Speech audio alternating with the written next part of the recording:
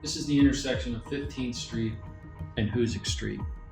3 Troy police officers were about a mile west at a Cumberland Farms responding to a call for a fight. They were then dispatched to a domestic violence incident that was down here by the Hudson River. The officers drove westbound on Hoosick Street toward 15th Street, and they were each about a half minute apart. The McDonald's security cameras, one in the front and one on the side by the drive-thru, captured some of the key moments as the officers drove through the intersection at high rates of speed with their lights on.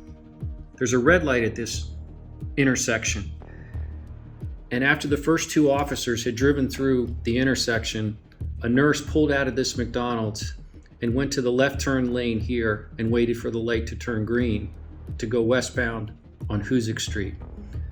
The second officer had already gone through the light at a high rate of speed when the nurse got to this intersection.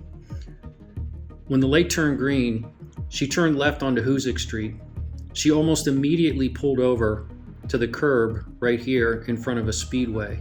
The reason, we presume, is because she could see the flashing lights of Officer Justin Burns approaching from the rear at a high rate of speed.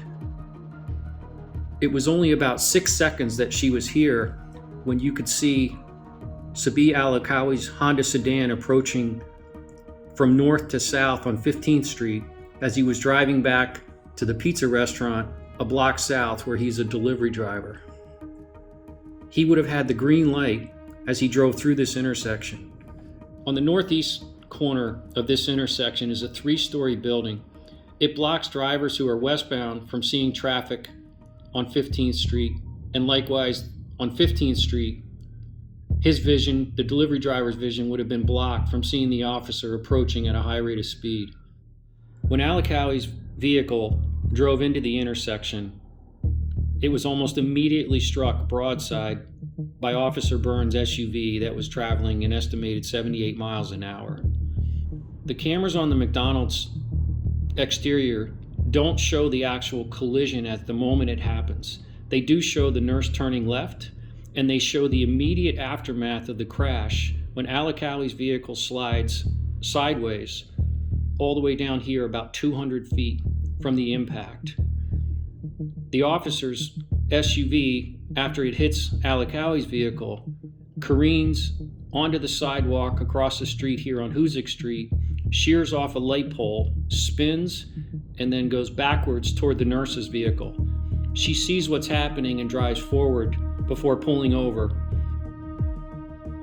The security cameras outside the McDonald's show that there were multiple people in the vicinity of the crash, and some who may have seen it.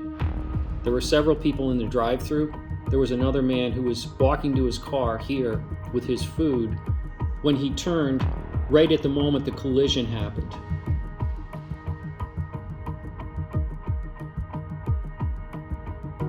It's unclear how many people police interviewed, but an accident report filed by Troy Police indicates that only one person was interviewed.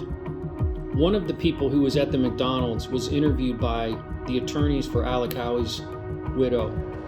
They told the investigator for the attorney that they did not hear the siren activated on Officer Burns' SUV. Less than a minute after the crash, a passerby in a pickup truck stopped on Hoosick Street and yanked open the damaged passenger door of Burns' SUV. He pulled the officer out of the mangled vehicle.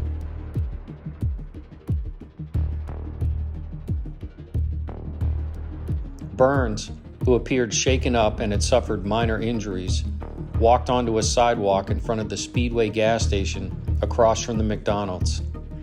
Another officer arrived at the scene and checked on Burns before walking over to Al-Akawi's vehicle. Burns followed that officer seconds later, and for several minutes, they both appeared to try and render assistance to Al-Akawi.